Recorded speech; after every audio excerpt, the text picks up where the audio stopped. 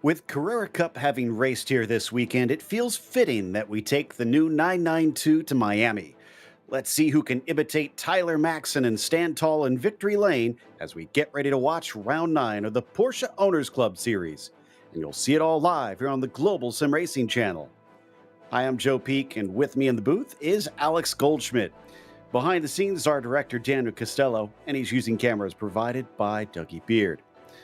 The drivers will be plenty familiar by this point with the track, having hosted a non-championship round here over the winter. But for any viewers new to this place, let's head to our track guide. Welcome to the Miami International Autodrome. Originally built for Formula One, the circuit has begun to see use with other series and events. It winds its way around the Hard Rock Stadium and its parking lot, which can be found sandwiched between Miami proper and Fort Lauderdale. With 19 turns tucked into 3.6 miles for the Grand Prix course, no need to worry if you've brought a lesser-powered car. There's a total of 5 different layouts with many shorter versions suitable to a variety of vehicles. The first sector throws lots of flowing corners at you before slowing things down at the hairpin of 8. From there, the track weaves some more, but in most cars it's easily flat out all the way until turn 11, offering a tempting passing opportunity. At this point, the track tightens into a series of slow technical turns, including the infamous 14-15 chicane, which navigates one of the few areas with elevation change. And now, your inner speed demon gets unleashed with the incredibly long backstretch down into the sharp hairpin of 17. Like many modern Grand Prix circuits, there is plenty of paved runoff on the outside of most corners, but the street circuit style of it being a temporary track means that concrete walls are also ready to collect you should you overstep your limit. Fast and technical, it rewards precision and bravery. Since 2022, this has become a top-tier venue in North American racing. The fans might come for the Miami vibes, but they'll stay for the thrilling speed.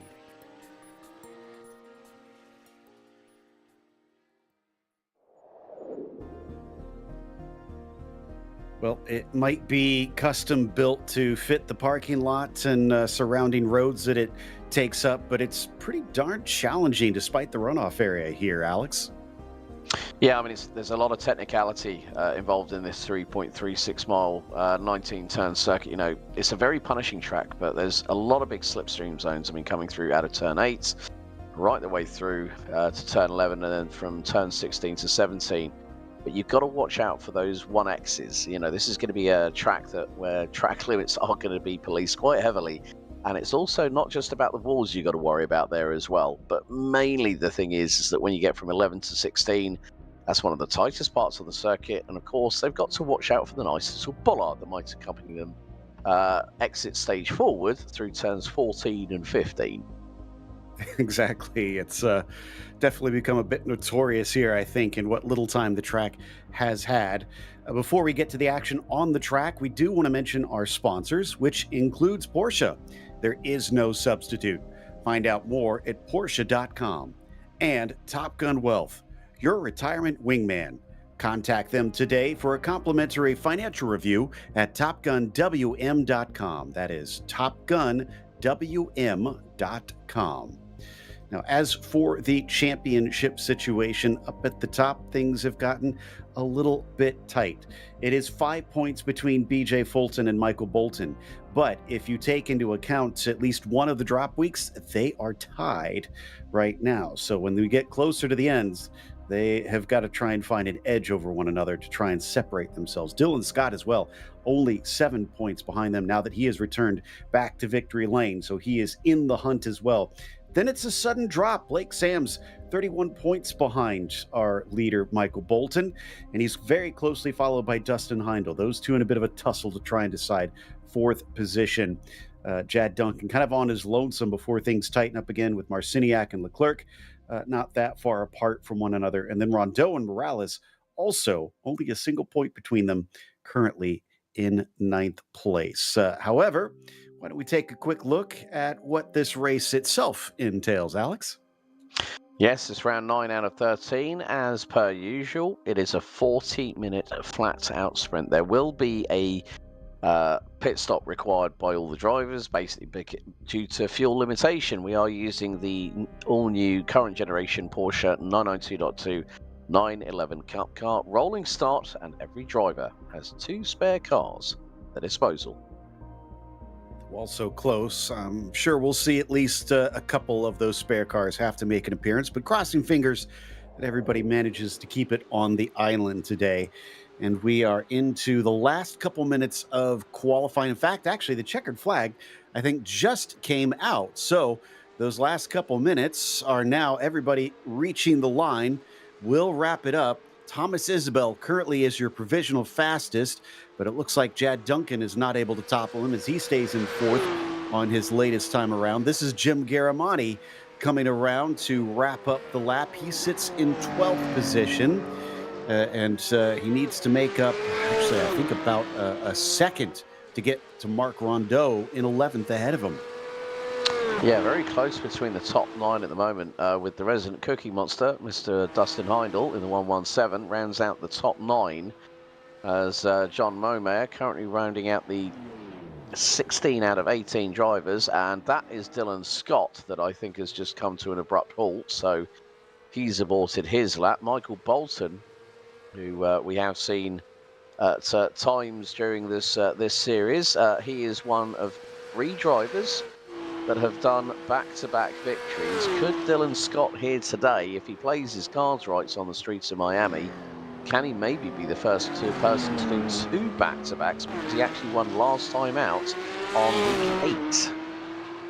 He did, and I also want to note that BJ Fulton has finished his qualifying, so he is done. He cannot take that pole away. Bolton abandoned his lap, so he's not going to be able to do it. And it looks like Larry Haas does not improve on his latest circuit around. One last car, and it's Brett Gaviglio here. So he's actually, no, excuse me. It looks like he already has his checkered flag. So he is done with qualifying. That means everybody has been locked in, and our 18 drivers have set the grid for today, with Thomas Isabel coming in for the first time this season to try and compete and making a big splash here by putting himself on the top spot. Is he going to upset the apple cart here today? We'll have to wait and find out as we are heading over to the grid now. And so our 18 cars begin to line up for round number 9. It's Thomas Isabel, as I mentioned, on the top spot with BJ Fulton flanking him, and Dylan Scott going to be starting from 3rd. It is Jad Duncan in 4th place. Blake Sam starts in P5. Robert Leclerc will be 6th. Row 4 sees Michael Bolton a bit far down for him, considering how competitive he usually is, as Christopher Marciniak will start 8th next to him. Then it is Dustin Heindel in 9th, and Corey Lotvilla rounds out your top 10. What about the final 8 here, Alex? Mark Rondeau starts on the inside of row 6, joined by the 163 of Jim Garamani. Alan Watts and Larry Haas round out row 7, with Lyden Rondeau, John Momayer completing the penultimate row on the grid. Brett Gaviglio and Mark Morales, the latter not setting a time, will round out the grid. One of the larger fields we have seen over the course of this season. So apparently a popular track with this group. As I mentioned, they did have a race over the winter here. So there should be a few that are pretty well familiar with how it's supposed to run at this circuit. They'll line up here on the back stretch, and there'll just be a couple corners. The pace car will duck in, and they'll be released for a 40-minute race around this track. I'm very curious to see how this will go, because not only did they have that winter race here, but they also, for the first time for this series, did that exhibition race in this car, Alex. So they've got some practice. Yes, and they had 2 20-minute sprint races, if memory serves me correctly. So, and we've got a problem there. Now, that is for the Lando Norris special, number 18, Alan Watts. Had a slight moment there. I don't know whether there was an issue where he's just... he was about to go, the car steered left, he stopped on a dime, and then all of a sudden those behind him ended up going into the back end of him. It doesn't seem like everything's all right with Alan Watts' car, because that seems to be rebounding from right to left, from right to left. Mark Morales didn't set a lap time, and also the fact he isn't on the grid. So whether he's decided, let me start from pit lane and wait for the carnage to ensue as we're about to go to green here at Miami. I don't see him in pit lane currently, so not sure if he's going to be taking part. His safety car has entered, and there is the green flag. We are underway. BJ Fulton gets a pretty good start. He's already looking to try and overtake. Here comes Jad Duncan as well, trying to get himself into the mix. And Dylan Scott, for a brief moment, thought about trying to go up the inside, reconsidered, and it looks like we've got a caution immediately as there was a spin in the background. Now, normally that is set off by an automatic detector of incident points. Oh, well, maybe that's part of it, as we have more cars sideways. Yeah, John Momayer ends up at the back of the field, and that was with Brett Gaviglio in the number 70 car.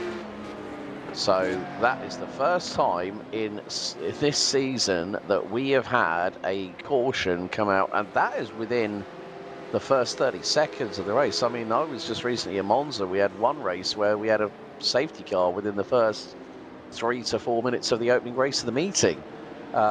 So well done, POC. You've beaten that record.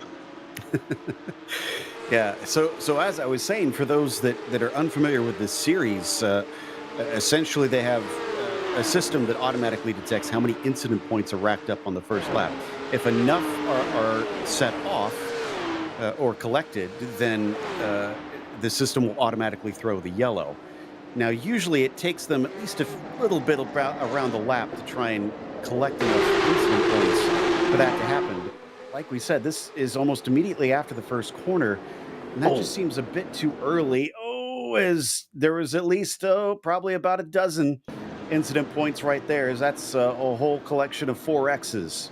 Yeah, that was Dustin Heineman to the back, I think, of. Couldn't really pick out. It might have been. Yeah, it was Chris Marciniak in the 35 that just got that little tag on the right rear fender. And look at the paint job that Thomas Isabel. That is a mankind livery, if ever I saw it. Who are celebrating 30 years this year. Let's have a look at this other replay. This is Brett Gaviglio straight into the back of Alan Watts. And there you see Mark Rondo having a little bit of a 2 and 8 with each. Oh dear. That's not what you want to have happen in the first 3 corners of the lap, gentlemen. No.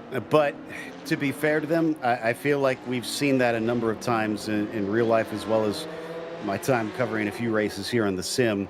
The way that those couple of corners after turn 1 switch back and forth immediately, it does seem to kind of invite drivers into moves that seem to go awry, and they tangle so easily. So I don't want to blame them too much on that, but maybe a lesson for next time they visit.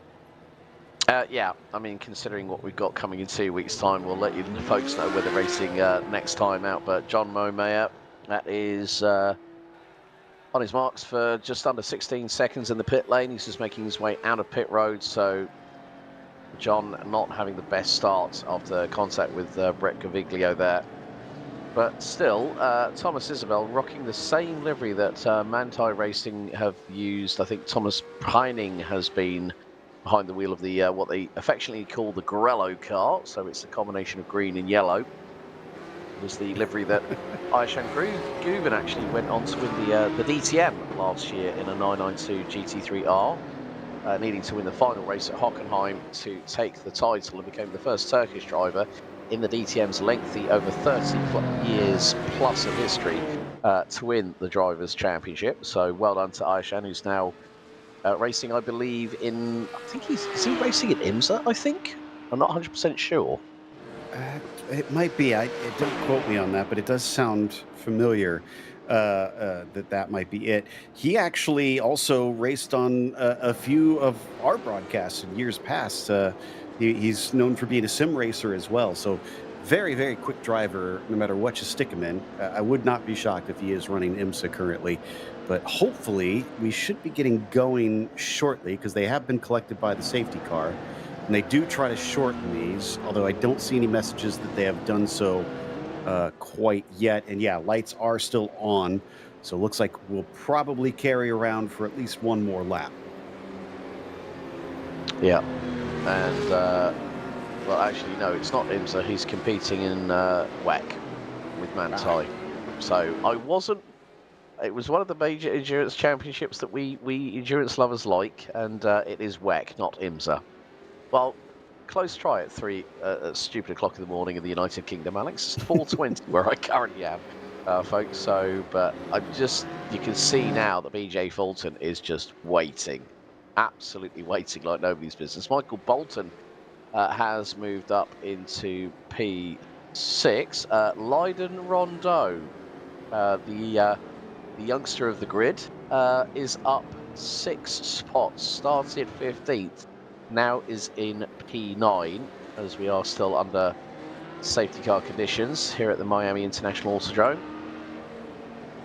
Just around, surrounding the Hard Rock Stadium, the home of the NFL's Miami Dolphins. As yeah, this is going to be quite interesting because we're still ticking down the timer here, and yes, the laps aren't going to be fantastic until we get back up to full racing speed again, Joe. But it was we had some great races when they did the double sprint edition after just in the run up to the festive period last year.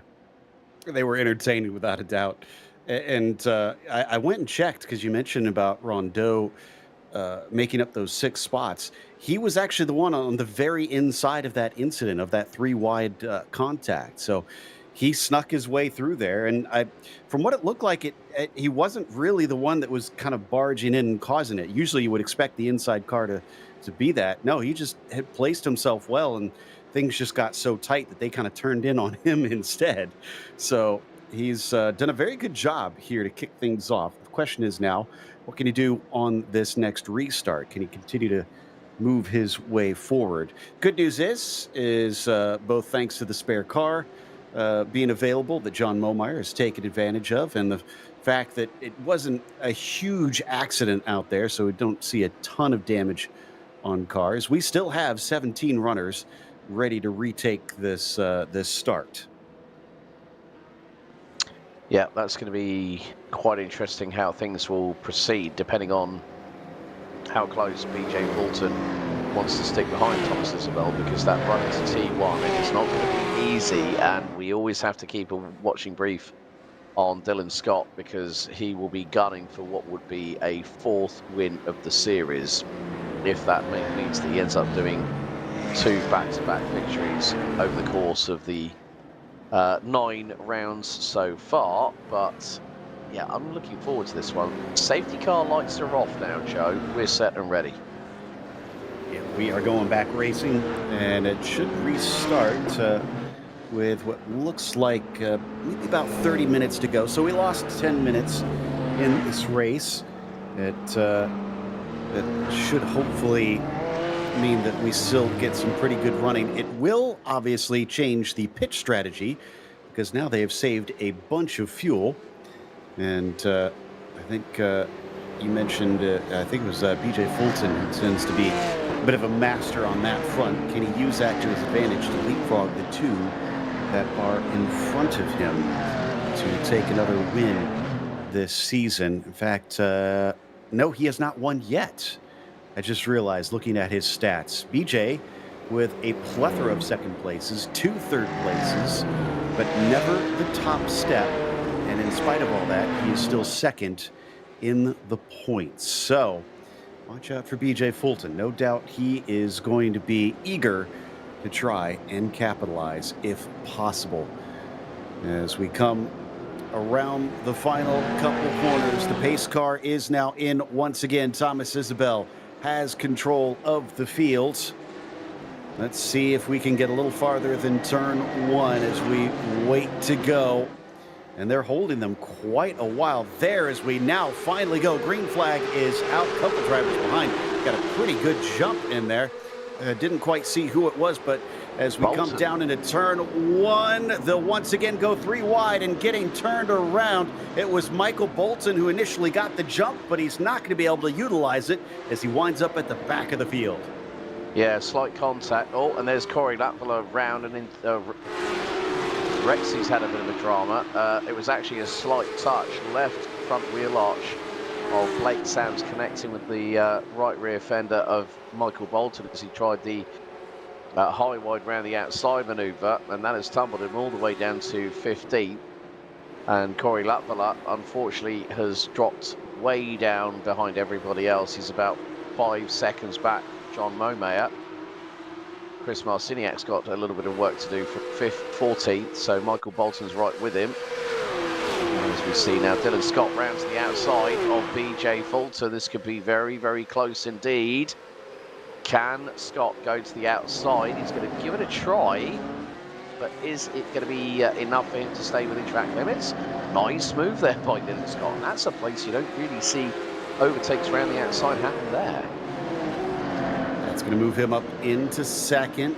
He's going to try and keep Thomas Isabel within range as Mark Rondeau gets some wheel-to-wheel. We got a car turned around, and oh, that is causing all kinds of problems. That's a 70. Oh! And the 5 is just going to drag him along the wall. Looks like the 18 going with him. That's Larry Haas and Alan Watts with Brett Gaviglio. Yeah, Gaviglio's picked up a lot of rear-end damage to the back of the number 70. That has tumbled him down the order. Robert is now trying to move his way up the order. And he is right with Jan Duncan in the number 83 in the battle for 4th position. And then they've got Blake Sams, Lydon Rondeau up to 7th now. And he's got Dustin Hyde. It just goes to show that this track, as we said at the beginning of the show, it's incredibly technical. Mark Rondeau dives into pit lane. So this is going to be a case of, if they take the spare car, do they decide to put the fuel in the vehicle as well? Look at this new. Now that is an old school. That's a Racing Bulls livery because it's got Visa emblazoned all over it. And Lydon Rondeau seems to be absolutely thriving at the minute. But a sideways moment for Blake Sams in the number 2. It's Lydon Rondeau. That is now 9 places gained by the young man, the 14-year-old. He is absolutely making his way through the field because everyone's making mistakes. And we've seen it from Lydon previously where he's been absolutely rapid as anything, but he just hasn't had the luck. Maybe Miami could be a bit of a turnaround for him. It's feeling like that at these early stages. And to your point about the pit stops with Rondeau, he did take the spare car. And I think, yes, he should be able to get to the finish from here. So probably made sense for him to just take the early stop, get the spare, back out so that he's got a fresh car, and then try and run on his own from here on out, even if it's not ideal. Robert Leclerc, though, currently riding the bumper of Jad Duncan, but he's not attempting to pass. He's actually bump drafting him, it looks like. He's going to move off to the right-hand side, brakes a little bit early, and Jad will hold on to that 4th place. But I get the sense that Robert does not want to lose touch with the top 3. Yeah, that's probably by that bump drafting method, just to sort of keep his eyes in the game, because Robert at the moment, you know, his best result was actually back 3 rounds ago, and that was when we were at Adelaide. He actually managed to pick up I think it was P3, no, P2, sorry. So that's his highest result of the series so far, and he was one of the people that really shined here at Miami last December. So I think he's trying to put that strategy, but we do like the livery that Robert always sports on there, the old retro throwback to Camel GT, Joe. It just looks fantastic on this machine as he has a little slide on his way through the late apex of turn 8, and that may have cost him, because look at how far ahead Duncan is, and look at how far ahead our top 3 is. Dylan Scott, who made it pass around the outside not too long ago on BJ Fulton, is going to try and repeat the feat on Thomas Isabel. Isabel covers him off, coming down to the apex of turn 11. A cutback is not going to produce results for Dylan Scott, so he won't get the spot this time, but he's putting some pressure on our leader. Yeah, and the funny thing is, there is a little bit of a Porsche bit of trivia that both Ayeshan Guven and Thomas Preining did actually run in the same livery in their respective DTM championship years. So Grello very much working for the Mount Tyre brand, and which is also being used in the FIA World Endurance Championship this year. But look at this, down the back stretch towards turn towards turn 17. Dylan Scott to the outside. Isabel is going to try and cut him off, and here comes BJ Fulton.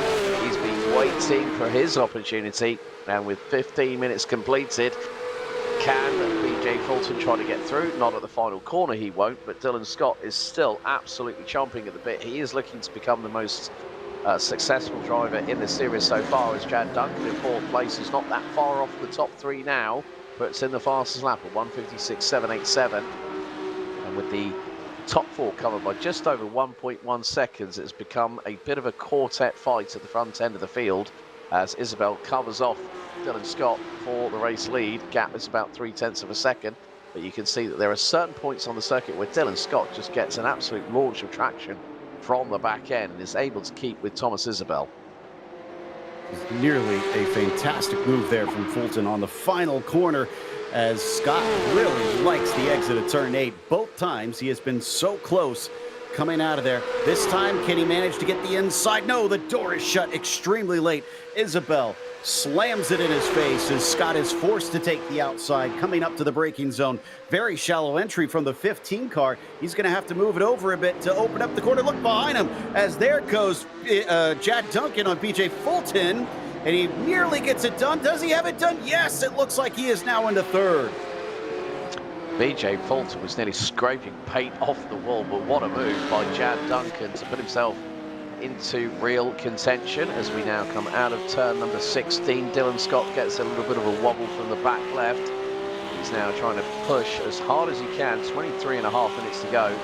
Here comes the closing rate of speed. It's not significant enough to the point where Dylan Scott might find an opportunity, but look at this, it's now going in, and here comes Dylan Scott. He's going to be right towards the inside, goes late on the brakes, steps out of the way and tries for the crisscross attempt, but Isabel able to place the number 15 exactly where he needs to, as we are going to complete our next lap, lap 8 of this race. What a belter we got here at the moment, as Dylan Scott again trying to go look towards the outside here at turn 1. He's been the one that's been trying these audacious round the outside manoeuvres. Blake Sams now up back up into P6, as Michael Bolton has opted in the 127 to now come into the pit lane. But this is absolutely turning into a... It's sort of like everyone's at loggerheads at the front end of the field here, Joe. But no one's wanting to give an inch, no one's wanting to take a mile. It's just about picking your moments. They're going to have to be clever, it seems, based on what we've been watching, especially Dylan Scott, who seems to have the speed. Now, I'm sure the slipstream is helping him somewhat, as, Robert Leclerc has fallen off. He now falls to 6 with that little mistake. Sam's up to P5. Here we go again. We've seen this multiple times into turn 11 already. And once again, Dylan Scott is forced to take driver's right down into the corner. He leaves the door open for Chad Duncan, who nearly picks his pocket from a mile back there. So now things have changed around. Dylan Scott not only has to worry about what's in front of him, he has to keep his eyes rear. Yeah, we did have, Alan Watts ended up with a mechanical black flag and has been in the pits for over 2.25 minutes. So maybe Alan has had dramas. Brett Gaviglio has also been into the pits. I don't think he's going to be coming out anytime soon. But this is an absolute dogfight at the front end. So let's have a look at the next replay coming up now. And this will be with Alan Watts. And this is going to be, who is that to? Oh, Alan. This could be very, very nasty coming out of turn 2. Oh, back end steps out, left front smacks into the wall, and the front end is an absolute mess. It's kind of no wonder that he had to take that spare car after that one. Yeah, didn't even want to steer, unfortunately. So I wonder if he's had that long in the pit lane because he's waiting for a tow to finish in the end. As we come back to our top 4, BJ Fulton still there behind Chad Duncan. So we haven't separated. Blake Sams has not been able to catch up, even though he's moved up into 5th. Leiden Rondeau, our latest to take an early stop, because we're not even halfway through yet. Usually you want to try and run it to the end of the fuel. Not sure if that is a strategic call from him or if he had an incident of his own. He did drop it down a few places. He was running as high as P6 at one point because Blake Sams gifted him sixth position a few laps ago, but coming up to the halfway point here, and still, even though you're finding that between Isabel and Scott, it's just over half a second, Scott and Duncan just over 6/10, 7/10 between Duncan and Fulton. This is where the pit stops are going to be quite crucial here, Joe, because even half a second can make all the difference. It really could. And if any of these drivers decide to duck away to pit early, it could help, it could hinder. Now we'll keep alluding to it. Oh, let's look at him get right up against the wall. Both Scott and Isabel scraping the outside and sending sparks everywhere.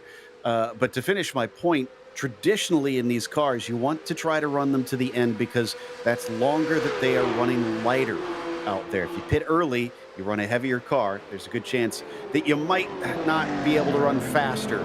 But for Dylan Scott, there is what seems to be so much of a speed advantage.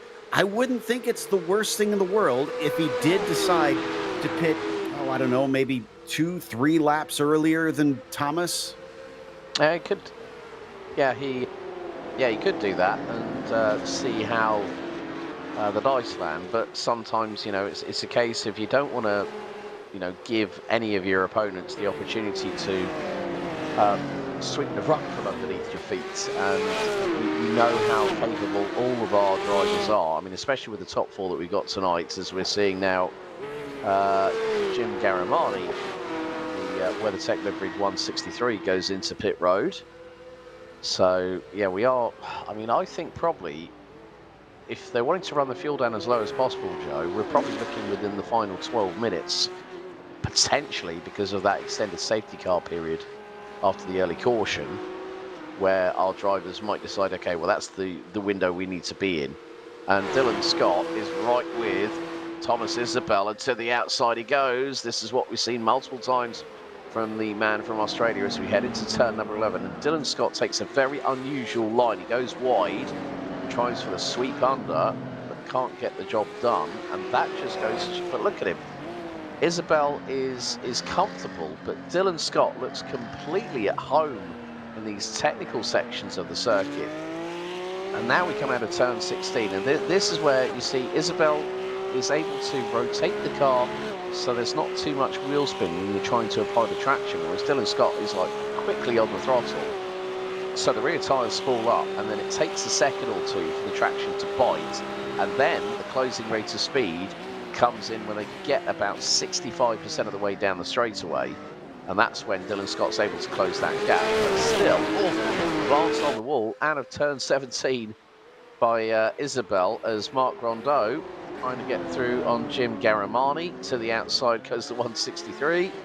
Through goes Rondeau. Neatly done for 14th position. We have to remember that these two have already made their pit stop, so they're good to go to the end, even though they're a little farther down the order right now.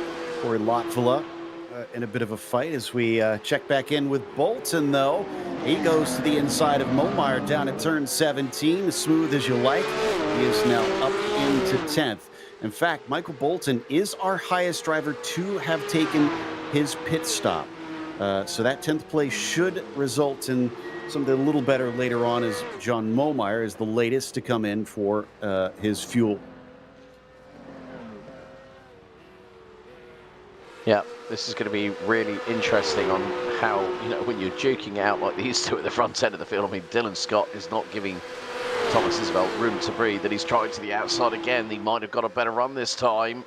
It's going to be wheel to wheel to the outside at turn 11. And the thing is, with Dylan Scott doing that, if Jad Duncan was any closer, he would have been straight up the inside without a second's hesitation.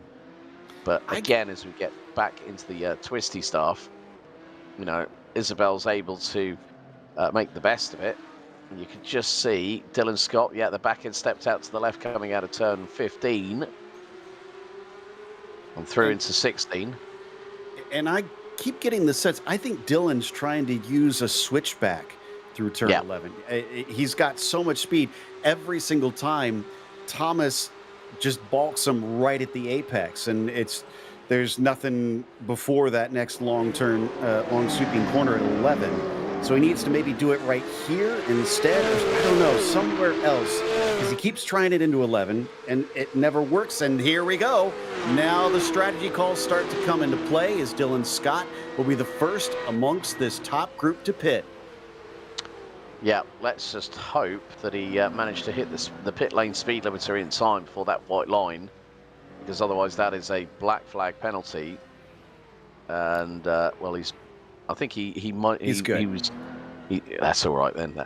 That's what we like to hear. Dustin Heindel, the resident Cookie Monster, Mr. Chips Ahoy, and that was a quick stop, 8.5 seconds on his marks by Dylan Scott. That could really be a very good call there by the man from Australia, who rejoins now in 6th position. And one of the good things here now, Joe, is that he has got clear air between himself and Robert Leclerc. What does that mean? Dylan Scott can start pushing at full throttle.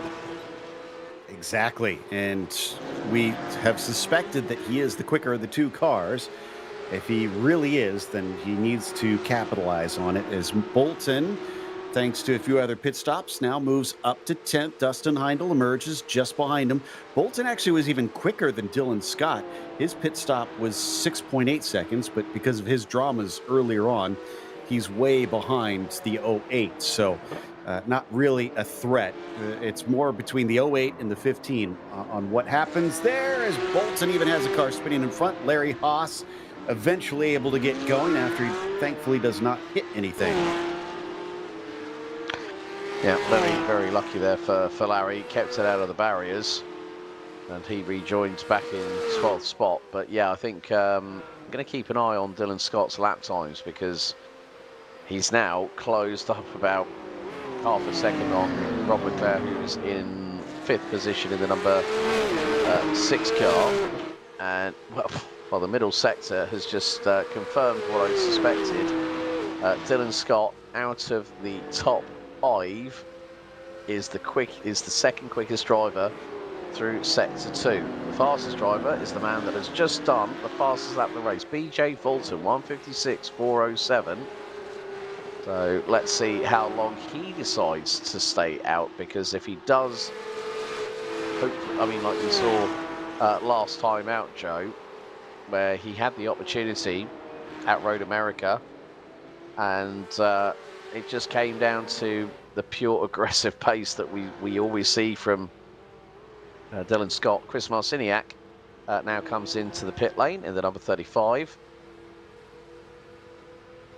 So we wait for him to finish his service, see what kind of pit stop time he has. Looks like about 7.1 seconds. So yeah, we're seeing anywhere between 6 and 9 seconds for most of the drivers on their pit stops. That's the marker they'll have to aim for. And this has also been happening. I noticed this last lap that Chad Duncan got quite close to Isabel, but was not able to actually make an overtake. He's still working hard to try and lay the pressure on, but if Dustin Heindel, or not Dustin Heindel, if Dylan Scott couldn't even get a crack in the armor out of Thomas Isabel, I don't think Jack Duncan is going to be able to do it either, because so far that 15 has just almost been acting like nobody's even there. We've hardly seen him defend much in most of the corners. Yeah, I think one of the big strategy calls that you can play in the more technical sections here at Miami International Autodrome is to stay on the racing line, which means that you don't need to make the car as wide as humanly possible.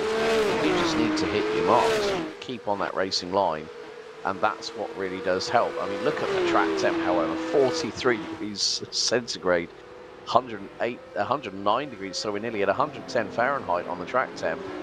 Incredibly hot for the tyres that the drivers are using, so those tyres are probably screaming murder at the moment. But still, Isabel is doing exactly what he needs to. We've got 11 minutes on the timing to go. Blake Sams is the latest to blink, and now jumps into pit road. Yeah, and Sams was not close to Scott, so he's not a threat. It's Duncan, Fulton, and Isabel that we want to see when they come in. Now, Isabel's last lap was a 56.7. Scott's was a 56.8. So he's not gaining like he needs to with those laps, unless he had a really stellar in and out in comparison to Isabel. But we'll watch and see if we get any more laps between them, because we're down to 10 minutes left. This should be Most drivers in at this stage as we get some side-by-side between Jad Duncan and BJ Fulton. We thought it was Jad going to be trying for the lead. No, it is BJ Fulton trying to take second place away, going the long way around of turn 11, but he cannot do what Dylan Scott did. So we're going to have a look at what happened to Jad Duncan whilst chasing down Thomas Isabel, and it's I think it's going to be a bit of over-rotation. Yep. Oh, back end steps out. He bumps over the sausage curb on the inside. And there is BJ Fulton all over him like a rash, just because of one mistake. Turned the car in, I think, maybe to a bit too much steering angle, Joe, and it just caught him out a little bit, unsettled the back end. Then all of a sudden, yep, that means that Thomas Isabel has a 2 and 3, well, make that 2.8 second advantage as we head into the final 9.5 minutes, but the top 4 have yet to pit at this moment as Thomas Isabel gets past the number 70. Brett Caviglio, BJ Fulton now dives in, so that means we'll have the top 3. Also another driver that hasn't yet pitted, Larry Haas in the number 5 car, who's now 12th. He hasn't come in for his pit stop yet. Interesting. Oh, and Leiden Rondeau, I just saw, had some troubles. He fell behind Larry Haas after he had a spin. So Dylan Scott, let's see what this lap looks like. A 56.1, Thomas Isabel 56.7. There is some better news for fans of Dylan Scott. That's a pretty decent chunk that he just took out of the 15. Yeah, and that also puts him as the driver with the fastest lap of the race as well. So Dylan Scott is charging forward. He's 4.9 seconds off of Rob Leclerc. But also the big thing is that with the pit stops we're seeing, we're going to have another replay coming up here. And this is what happened to Leiden Rondeau. And this is into turn 14. Oh! And that's the only time we've seen well, then someone goes shortcutting. So the bollard did not get exited stage forward, like I said at the top of the show. But Thomas Isabel has got a 20.6 second advantage over Dylan Scott. Now, his pit stop needs to be a sub 20 second for him to come out into the race lead. But the big thing is, Joe, whenever they come into the pit stop phase, there's always that good old sign of temperature of tyres and brakes, because they start cooling down when they're sitting stationary and at low speed in the pit stop. Here's an interesting sign for you, though. BJ Fulton, 2 seconds quicker in his pit stall than Dylan Scott, yet he came up behind him by 1.5 seconds. He definitely wasn't that far behind before. But Thomas Isabel is in. That means Jad Duncan now inherits the lead. But we watch to see whether or not Thomas Isabel will return ahead of Dylan Scott. We still need a pit stop from Robert Leclerc, as he is currently ahead of Dylan Scott. But Thomas Isabel, 6.5 seconds. That is quicker than Dylan Scott by 2 seconds. And here he comes. Dylan Scott, with some lightning quick laps, is still in the hunt, but it is not enough. And Thomas Isabel will thwart him. Yeah, but there's still time on the counter here at the moment, Joe. I think it's a case of never count out Dylan Scott. Once he's got the bit between his teeth and the fire lit in the belly, the Australian always puts on a hell of a show here on POC. So now it's down to just Jad Duncan and Larry Haas, as it looks like. Yeah, Leclerc did in fact come and pit this time, so he is done now and winds up in 6th position. But Jad Duncan hoping that he can do what Dylan Scott did not, and somehow find his way past Thomas Isabel through the pit stop sequence. He's going to need a very quick stop. He's going to need quick laps as well. We already know he made a mistake coming out of turn 8 a little bit ago. Has he been able to collect himself and make up for those errors?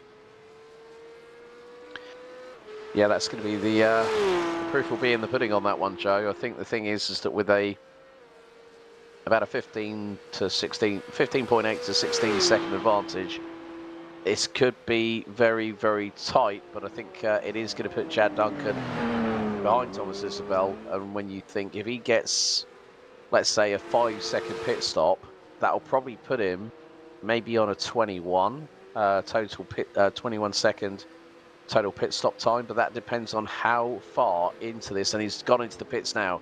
So here is the race really starting to come to its eventual crescendo here at Miami, and Chad Duncan now stops on his marks. And this is going to be a very, very quick pit stop, but Isabel is going to come through, retake the race lead. 6.1 seconds for Chad Duncan. It needed to be probably less than a 6-seconder, but that has put him behind Dylan Scott, who has got through on him. So the Australian back up into P2. And, well, the potential of two back-to-back victories for the man from Australia, courtesy of a certain Mr. Thomas Isabel, will not be happening here tonight with 4.5 minutes to go. But it just depends on how much of the pace Dylan Scott wants to pick up, or does he want to secure good points for the series, because you consider where BJ Fulton is. He's currently P4. Michael Bolton currently down in P7 at the moment. And this could be the case that maybe with Dylan Scott, that'll put him on 107 points. Looking at Michael Bolton, if that, with him being in 7th position, that's going to mean he's not going to be leading the series.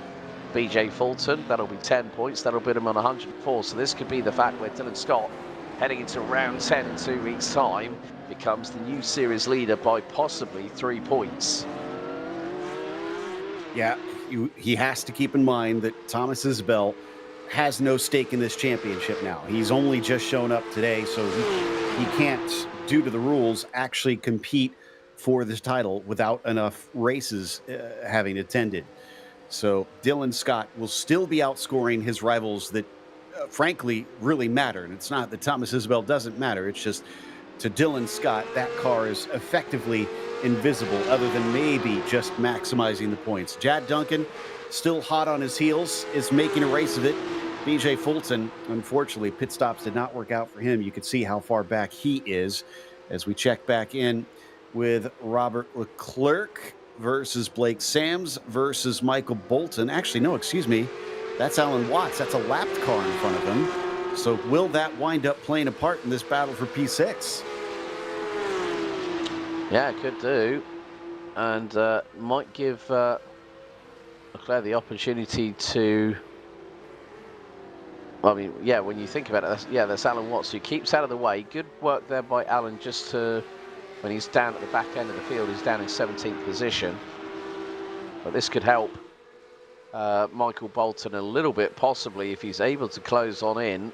And the gap between them is just under 0.4 of a second. We've got just over 2 minutes and 20 remaining on the timer, as our leaders are about to hit halfway through the lap. So it will be this plus one more, considering the fact that there are nearly 2-minute laps around here as Michael Bolton gets very, very close to the back end of Rob Leclerc. So this could help Michael in terms of the point standings. But Chad Duncan, hello, he's right with Dylan Scott at the moment for the battle for P2. As next time around it will be white flag here at Miami. For Chad Duncan, he also isn't interested championship-wise, I think, at this point. He's all the way down 8th in the points, but he's had 3 second places. He could add to that tally with another. What he really probably wants is a victory. It's just not looking likely at this stage, the way that Isabel has been stretching ahead of him. White flag about to come out as Roberts finds himself still tussling with Michael Bolton. Now, Bolton does need to try and make this pass here, because he needs all the points he can get to try and prevent Dylan Scott from doing too much damage. And look at the weaving back and forth as Leclerc is trying to break the slipstream. That's not going to be enough, because Michael Bolton is able to outbrake him down into turn 17, but he isn't able to get by quite yet. Yeah, so it is going to be the case that these two are going to be battling right up to the check, and Michael Bolton with a big head of steam out of the final quarter. White flag in the air. Bolton to the inside here at turn 1. What can Leclerc do? Anything? He decides, you know what, I want to just grab some points, and I'm not going to try and fight Michael unless I've got the opportunity. But look at coming through out of 3. Bolton still keeping well, Bolton's still being kept very honest by Leclerc as they're still battling away for P6 at the minute, but Thomas Isabel is now about to head through the halfway through the middle sector here at Miami. It is white flag lap. Isabel in the Grello Manti livery number 15 car, as we've got Duncan closing in on Scott in the closing stages. But it is going to be the case that this man here put it on pole position, the number 15. No one has been able to muster everything they can and get past him, because Dylan Scott's tried, BJ Fulter has tried, Jan Duncan has tried, and all of them have decided, well, you know what, we're battling in for the championship. Let's let Thomas Isabel have his moment in the sun here at Miami as Leclerc and Bolton once again. This is at the turn 11 to 16 complex. As we go down the backstretch for the final time, Thomas Isabel has put a warning shot across the bow if he comes back for any remaining rounds of the POC. When it looked close between Scott and Duncan there around the final hairpin, but Thomas Isabel is going to take victory from pole position here at Miami. Dylan Scott survives for a second place as Jad Duncan comes in behind him. Meanwhile, Bolton and Leclerc are squabbling over the difference between a single point. It's 5 points for 7, 6 points for 6, and cutting back underneath. Leclerc almost gets him back with the crossover, but it's not meant to be. They will cross the line almost as one, with Bolton indeed getting that 6th place. And the resident cookie monster, Mr. Chips Ahoy himself, Dustin Hinder, will cross the line, finishing in P8. Corey Latvala in Rexy has done a good job. Moved up from 10th, finishes 9th, ahead of Chris Marciniak, who completes the top 10. And Leiden Rondeau is, well, it's Leiden and Mark. It's going to be a drag race. Wide Mark to the inside. Who gets it? It's Leiden. Oh, but gets a black flag. Rondeau gets a black flag. I think that might be for incident points, because I think he went off track to try and overtake him there. He did. Oh, he went no. Wheels. It was all 4.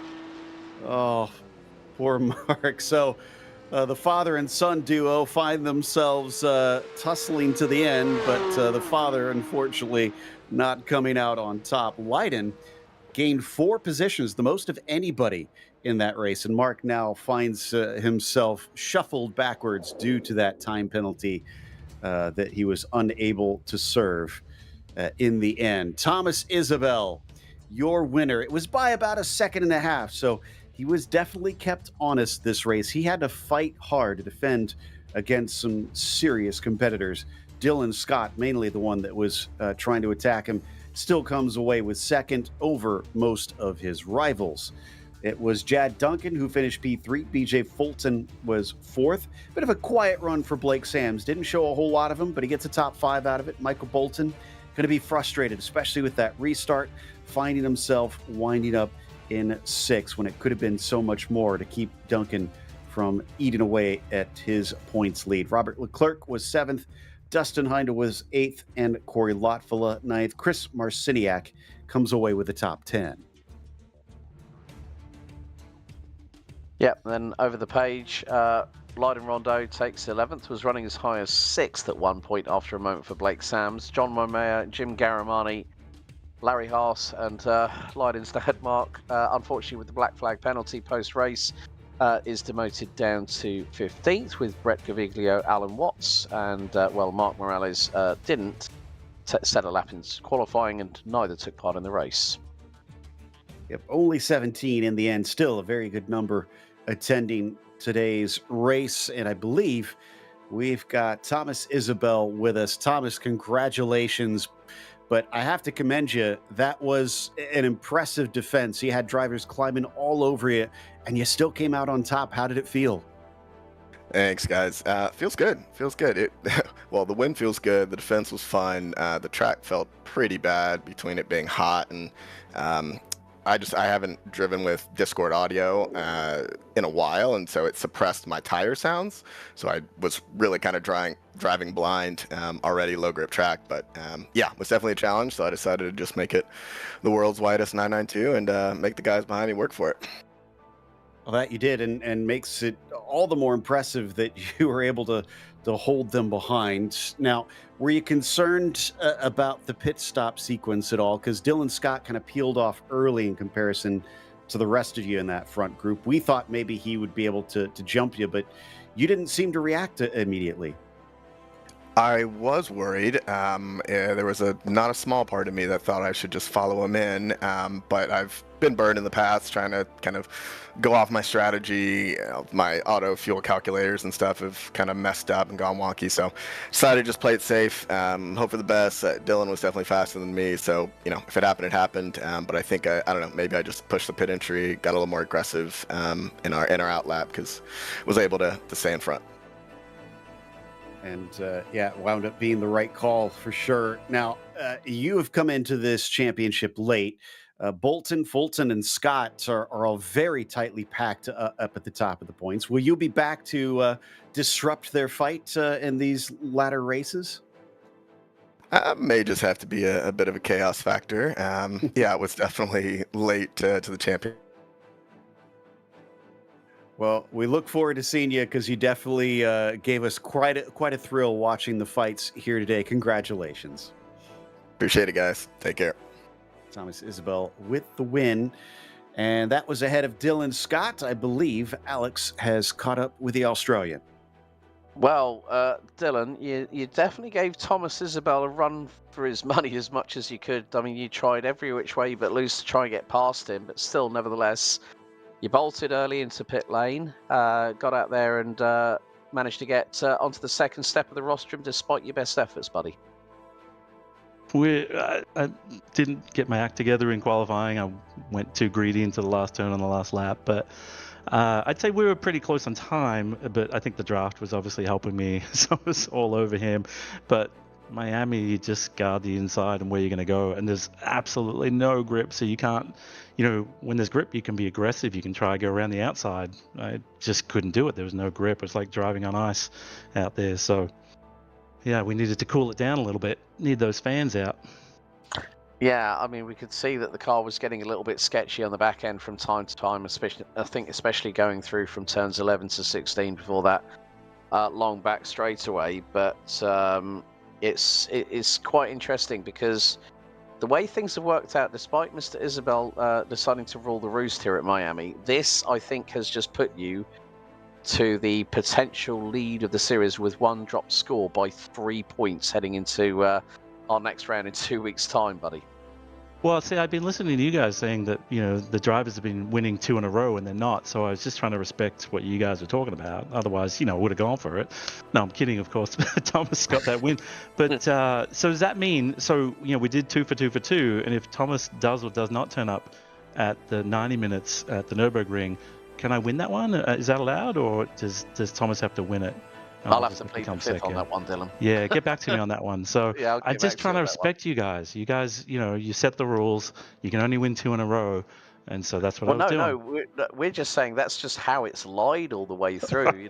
I mean, it was like Blake winning 2 on the bounce, then you went and did it, and then Michael did it, and then you came firing back on all cylinders at Road America 2 weeks ago, and then won your 3rd race of the season. But still, it's a tough one here at Miami. But nevertheless, did a stellar job as always, buddy. Before we let you go, anyone you'd like to give a shout out to? Yeah, you GSRC, you guys make us look good, sound good. POC, good bunch of people, and shout out to my kids, Nico, Luca, Aurora. Love you guys.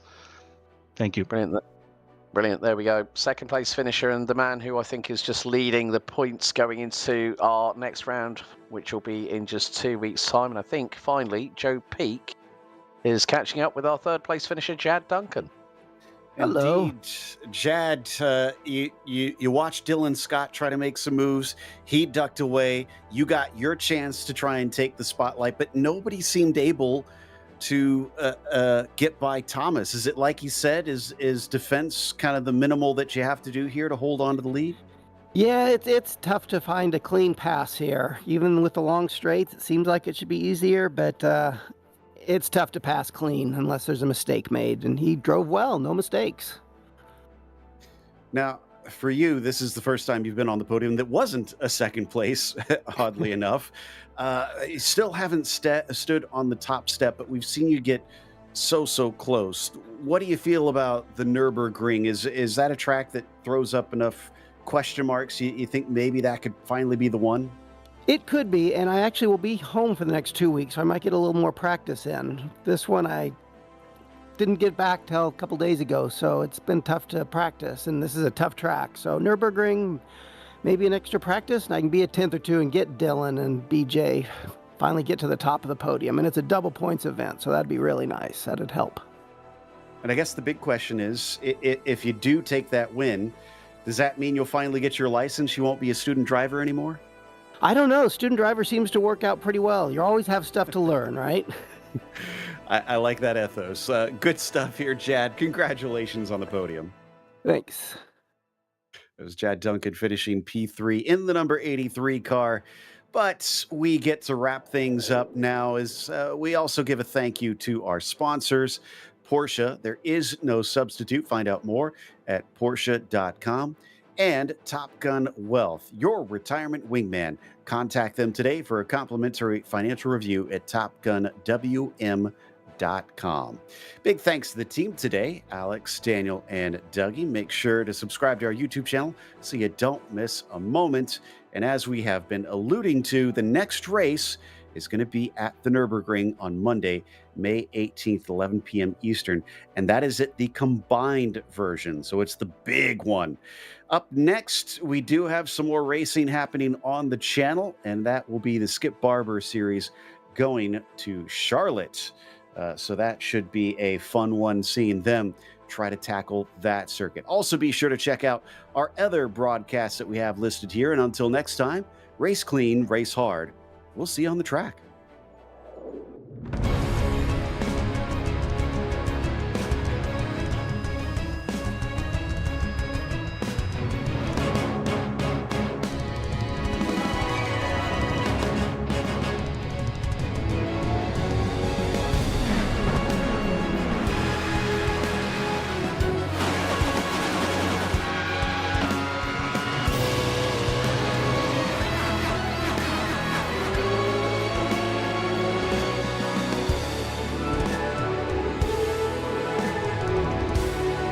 This is iRacing.